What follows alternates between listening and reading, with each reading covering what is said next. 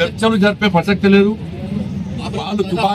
వాళ్ళు తుపాకీ వీడాల్సిందే, పోలీసులకు లొంగిపోవాల్సిందే, వాళ్ళ ప్రవర్తన మార్చుకోవాల్సిందే. అది నిషేధిత సంస్థ. ఆ సంస్థతో చర్చ జరిపే సందర్భమే రాదు.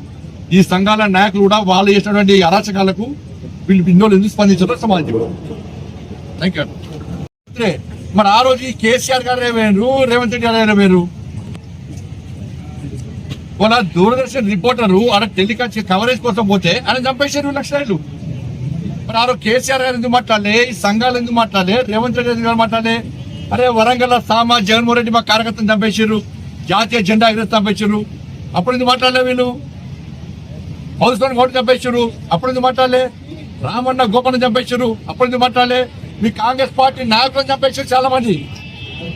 శ్రీపారావు గారు అజాత శత్రువు శ్రీపారావు గారిని చంపేస్తే వాళ్ళ కాంగ్రెస్ పార్టీ నాయకులను చంపేశారు. కేసీఆర్ గారు టీడీపీలో ఉన్నప్పుడు టీడీపీ నాయకులను చంపేశారు, అప్పుడు ఎందుకు మాట్లాడే? కేసీఆర్ గారు ఎందుకు మాట్లాడలే, రేవంత్ రెడ్డి ఎందుకు మాట్లాడే? కోటి వడి మాట్లాడే ప్రయత్నం చేస్తున్నారు. కేంద్ర బలగాలను మైండ్స్ పెట్టి ఇదే ములుగు ఫారెస్ట్ లో చంపడము వీళ్ళు సమర్థిస్తారా? ఇద్దరు నాకు సమర్థిస్తారా?